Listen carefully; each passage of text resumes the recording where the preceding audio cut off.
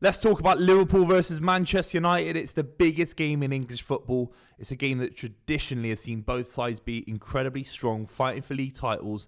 And in this game, I think only one side is really fighting for anything this season, and that is, of course, Liverpool. Man United are coming into the game in a world of pain. They're struggling.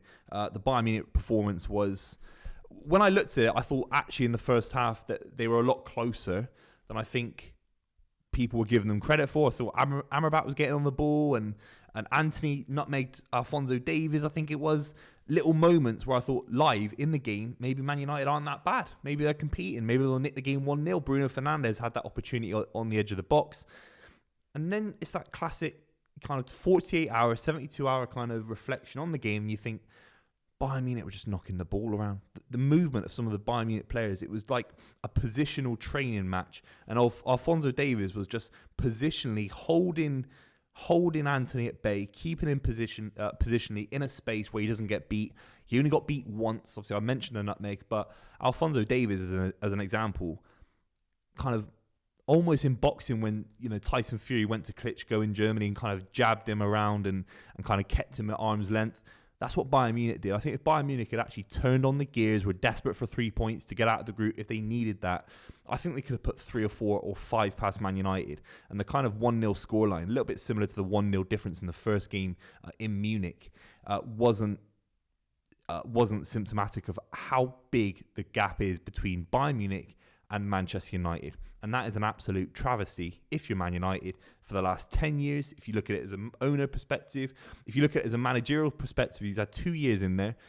He spent 400 million quid, and the likes of Anthony, the likes of Mason Mount not working, Casemiro, Varane, they have worked. I'm not going to be biased and say they haven't worked. But if they don't work, or if they're injured, or if they're booked, these guys are 30-year-old plus who aren't getting any quicker, who aren't getting any younger, who aren't getting any less injury prone as they get older. So the Onanas of the world, how am I seeing 5-minute highlight reels of Onana mistakes in 6 games in the Champions League group stages? How am I seeing Man United come bottom of the group behind a Danish side, with all due respect, and Galatasaray? And this Galatasaray side with Zaha and Icardi, they didn't even come second. That's how bad they are. They didn't even come second in the group. And Man United, the big side that failed, Galatasaray should have been the one that came second, and they couldn't even do it. So it was a rubbish quality group except for Bayern Munich, and Man United came bottom of that. And I'm not trying to stick the knife in, because it's a little bit depressing and it's a little bit embarrassing for English football. Them and Newcastle United are bringing the coefficient down. We'll be lucky if we get invited into the Champions League next season, any of us, because of how bad Man United are. So they're arriving in the game fearful not to get smashed 7-0 like last season. What world are we living in where Man United are going to these kind of games not even knowing how to beat Liverpool, because I don't think they have a single clue of how to beat Liverpool. I don't think they've got the apparatus to beat Liverpool. But then beyond that, they're actually concerned about not losing 8. Because Liverpool, if they turn it on against Man United, obviously the Europa League is a bit of an issue for them, or it's a one where players are getting rotated a little bit. The game against Crystal Palace, you could argue Crystal Palace should have at least got a draw out the game. Some very dodgy decisions. I think the red card was not, it's obviously not Liverpool's fault. The referee, I think, gave Ayew a bit of a soft red. Harvey Elliott did incredibly well to get Liverpool back in the game, and that is the sign of strength for Liverpool's squad, that he can come on, I think it was, and make a difference from being a substitute. And it was a world-class effort, simple as that. So Man United should be going into the game with some sort of confidence that this Liverpool side aren't perfect. They're not perfect. Alisson's been making mistakes in the last couple of weeks. They have. Nunez isn't scoring the goals that I thought he would be at this point in the season. So Liverpool are still in this kind of weird place where I think they can go on to be Premier League champions. I think they're one of the 3 that can do it for sure.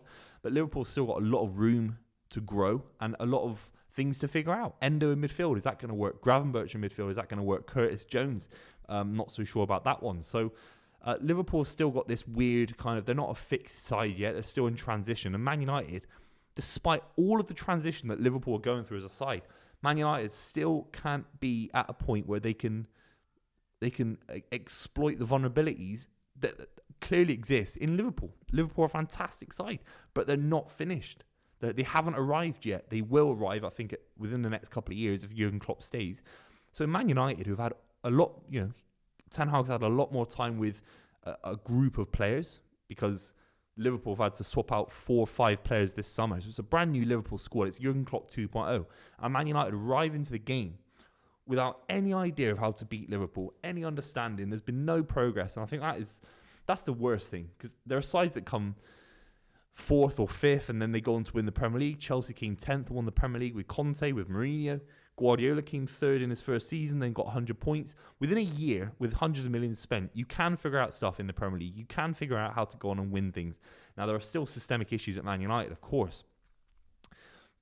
But there's been backwards growth. It's gone backwards. It's plateaued. And that is a real travesty if you're Manchester United. I want to talk about Liverpool a little bit more. I think they've been absolutely scintillating at points. I think Mohamed Salah, if he can isolate Luke Shaw or Dalot, I think Luke Shaw might be injured for the game. Crazy. If it's Dalot on the left and Wan-Bissaka on the right, I mean, they're in a world of pain, these guys. They're struggling big time because the centre-back pairings, I don't know who's been playing centre-back. They've got Maino in midfield. They've got a lack of experience as well. Amrabat is a little bit slow on the turn. When he gets on the ball, I like him a lot, but he's very slow on the turn. I think Liverpool's ability to exploit pace, spacing behind Man United, will be a massive factor for them. If Szoboszlai plays, for example, if anything pops to the edge of the box, he's going to smash it in. Trent's going to smash it in. They've got so many good long-range shooters at the club, which is actually quite a rarity in modern football. Everyone's trying to pass it in. We saw it with Bruno Fernandes a little bit. There was a couple of long-range opportunities that he had against Bayern Munich that could have made the difference if they wanted to go on and win the game, if anything had happened in the other game. And he missed it. He blew it right over. I think long-range shooting is a bit of a fine art these days. So you can imagine Salah pressing, Diaz pressing, Jota pressing. The back line of Man United, I think they're going to play very deep Man United. They might even try a back 5. Who knows if Harry Maguire is fully fit for the game? Not 100% sure. If he's fit, they're going to be trying to play as deep as possible, because if they play a high line with Harry Maguire, they're going to struggle huge. They're going to get ripped apart. So Ten Hag's got no choice. He'll play deep.